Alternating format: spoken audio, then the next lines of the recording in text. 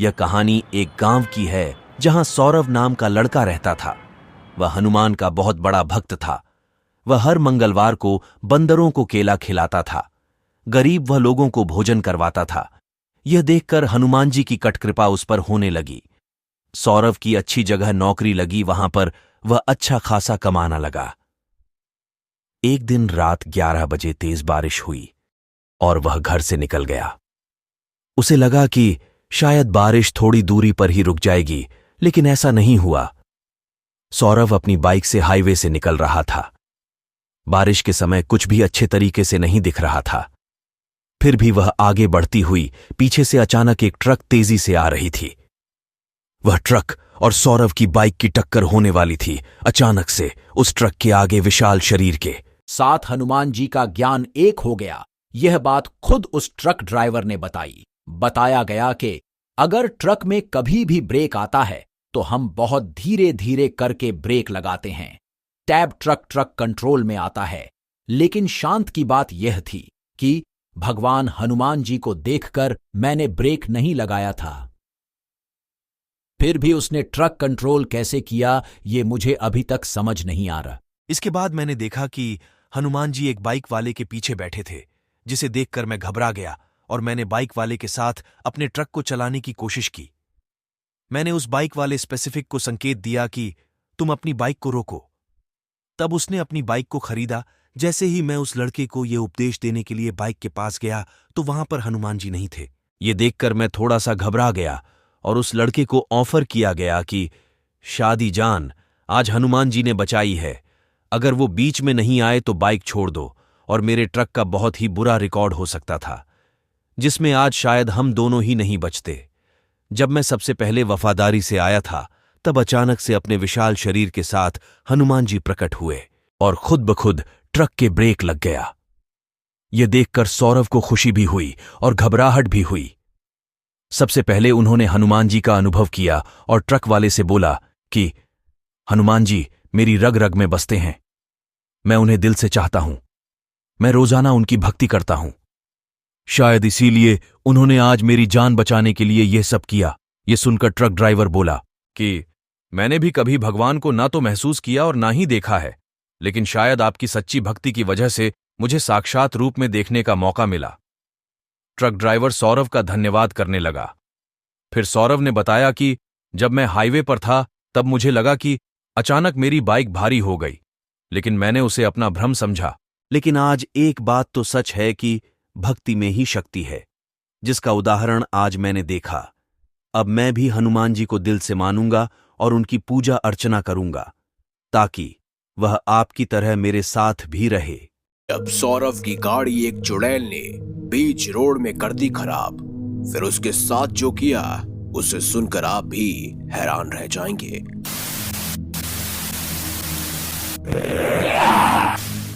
भूत पिशाच निकट नहीं आवे, महावीर जब नाम सुनावे। अर्थात महावीर हनुमान जी का नाम लेते ही कोई भी भूत पिशाच या नकारात्मक शक्ति कभी भी निकट नहीं आती। और इसका जीवंत उदाहरण हमें देखने को मिला आंध्र प्रदेश के एक छोटे से गांव गंतूर में, जहां सौरभ नाम का एक व्यक्ति रहता था, जो कि मिठाई की दुकान चलाया करता था। सौरभ बचपन से ही हनुमान जी का एक अनन्य भक्त था और इसी कारणवश सौरभ ने अपनी दुकान का नाम भी हनुमान जी के नाम पर रखा था, बजरंगबली मिष्ठान भंडार। वो दिन रात हनुमान जी की भक्ति में लगा रहता और आसपास के लोगों के बीच सौरभ की हनुमान जी के प्रति आस्था अक्सर चर्चा का विषय बनी रहती थी। लेकिन ये बात है 2018 की। एक दिन सौरभ के साथ कुछ ऐसा हुआ जिसे देख सौरभ की रूह कांप गई। एक दिन अपनी मिठाई की सप्लाई कर सौरभ विवाह समारोह से लौट रहा था। रात भी बहुत हो चुकी थी। सौरभ आज अकेला ही था। वैसे और समय उसका दोस्त उसके साथ मिठाई की सप्लाई किया करता था और उसके साथ जाता था, मगर इस बार सौरभ अकेला ही था। सौरभ गाड़ी चला रहा था। अचानक ही उसकी गाड़ी के आगे एक काली बिल्ली आ गई। सौरभ गाड़ी रोकता उससे पहले ही वो बिल्ली उसकी गाड़ी के नीचे आ गई। सौरभ ने गाड़ी रोकी और गाड़ी से बाहर निकला। आसपास देखा तो वो बिल्ली कहीं भी मौजूद नहीं थी। उसे समझ ही नहीं आया कि आखिर वो बिल्ली गई तो गई कहां। सौरभ ने तुरंत ही गाड़ी में बैठकर गाड़ी भगाना शुरू कर दी और उसके मन में बार बार तरह तरह के विचार आ रहे थे कि वो काली बिल्ली उसने मार दी है, अब तो शायद अपशगुन हो चुका है, उसका क्या होगा। ऐसे कई विचार बार बार उसके मन में आ रहे थे। अचानक ही सौरभ की गाड़ी रुक गई और गाड़ी से धुआं निकलने लगा। सौरभ ने उतरकर गाड़ी का बोनट खोला तो देखा कि उसकी गाड़ी के इंजन वाली जगह पर बिल्ली मरी पड़ी है। उसे देखकर सौरभ हैरान रह गया और डर के मारे जमीन पर गिर पड़ा। आखिर ऐसा कैसे हो सकता है? जब बिल्ली उसकी गाड़ी से टकराई थी तो वो गाड़ी के अंदर कैसे घुस गई? इस चीज को सोच सोचकर सौरभ के पसीने छूटने लगे और तभी उसे बिल्ली की आवाज सुनाई दी, जिसे सुनकर सौरभ घबरा गया और उठकर बिल्ली की लाश को देखने लगा। तभी कुछ ऐसा हुआ जिसे देखकर सौरभ की आंखें फटी की फटी रह गई।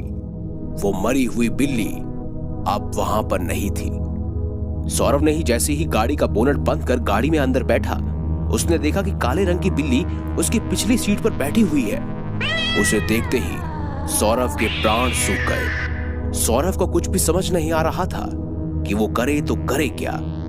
तभी अचानक से वो काली बिल्ली एक औरत के रूप में बदलने लगी। लंबे लंबे दांत, जला हुआ चेहरा और वो कोई और नहीं बल्कि एक चुड़ैल थी, जिसे देखकर सौरभ समझ गया था कि अब उसका बच पाना लगभग मुश्किल है।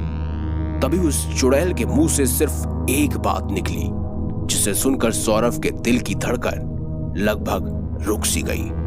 वो चुड़ैल बोल रही थी, आज तेरा बचना उतना ही मुश्किल है जितना तेरा जीवन।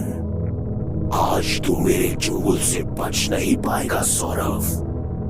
सौरभ घबराते हुए गाड़ी से उतरा और भागना शुरू किया। वो चुड़ैल बस हंसती जा रही थी और सौरभ भागते भागते बार बार पीछे मुड़कर उस चुड़ैल को देख रहा था कि कहीं वो चुड़ैल उसका पीछा तो नहीं कर रही। सौरभ अब बहुत आगे निकल चुका था। वो भागते हुए एक पेड़ के पास आकर रुक गया और हांफने लगा। जैसे ही उसने पेड़ से ऊपर देखा तो उसे वही चुड़ैल उस पेड़ पर नजर आई। कहां तक भागेगा सौरभ? जितना दूर जाएगा उतना ही पास मुझे पाएगा।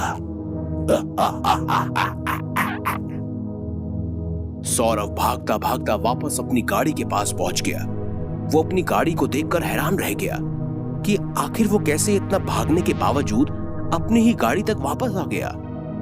सौरभ कुछ भी सोच नहीं पा रहा था और वो इतने में कुछ सोचता कि उससे पहले ही उसके कंधे पर उस चुड़ैल ने हाथ रखा। सौरभ उसे देखकर जमीन पर गिर पड़ा। तुम कौन हो? मुझसे क्या चाहती हो? मुझे छोड़ दो, मैंने तुम्हारा क्या बिगाड़ा है? वो चुड़ैल उससे बार बार एक ही बात कहती जा रही थी, मुझसे डर मत सौरभ, मैं तुझे मीठी मौत दूंगी। कोई दर्द नहीं होगा, कोई पीड़ा नहीं होगी और मेरी सालों की भूख भी तेरे गरम गरम मांस से मिटेगी। आजा मेरे पास, आजा सौरभ, आजा, देर मत कर, मुझे तड़पा मत। उस चुड़ैल ने सौरभ को हवा में उड़ा दिया और उसका शरीर डर से भर गया। वो बार बार चिल्ला रहा था मगर उसकी चीख सुनने वाला आसपास कोई नहीं था। चुड़ैल बार बार हंसती जा रही थी।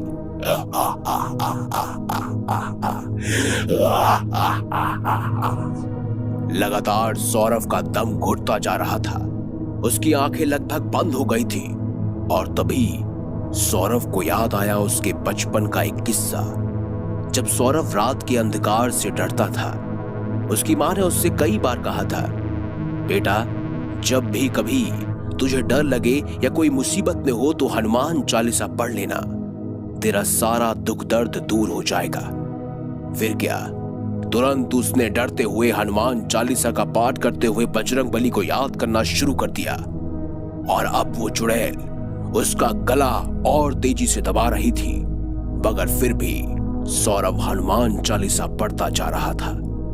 तभी अचानक से उस चुड़ैल का हंसना बंद हो गया। उसकी हंसी चीख में बदल गई। सौरभ उसके हाथों से अब आजाद था। तभी सौरभ को वहां एक परछाई दिखाई देने लगी जिससे वो चुड़ैल डर रही थी। उस परछाई को देखकर सौरभ भी हैरान रह गया। उस परछाई का शरीर बड़ा विशाल था, हाथ में गदा। वो कोई और नहीं बल्कि स्वयं बजरंगबली थे। इस ओर सौरभ का हनुमान चालीसा का पाठ निरंतर चालू था और दूसरी ओर वो चुड़ैल हनुमान जी की परछाई को देखकर भागने का प्रयास कर रही थी, मगर न जाने कैसे अचानक से उस चिल्लाती हुई चुड़ैल के चिल्लाने की आवाज बंद सी हो गई। वो चुड़ैल भी सौरभ के सामने से लुप्त हो गई, यानी अचानक गायब हो गई। तब सौरभ ने हनुमान रूपी परछाई के आगे अपना मस्तक झुकाकर उन्हें धन्यवाद अर्पित किया और वो परछाई भी अंततः वहां से गायब हो गई। इस तरह सौरभ की रक्षा स्वयं बजरंगबली ने की।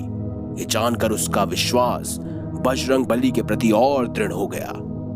आपका क्या मानना है कमेंट बॉक्स में हमें जरूर बताएं और जय श्री राम भी अवश्य लिखें ताकि सौरभ की तरह हम सब पर भी बजरंगबली की कृपा बनी रहे। अगर आपको ऐसी ही वीडियोस देखनी है तो 99% लोग अभी तक हमें सब्सक्राइब नहीं करते हैं, तो सब्सक्राइब अवश्य करें। साथ ही बेल आइकन भी जरूर दबाएं ताकि आपको ऐसी ही खास लेटेस्ट अपडेटेड वीडियोस और डर की सच्ची कहानियां जानने और सुनने को मिलती रहे।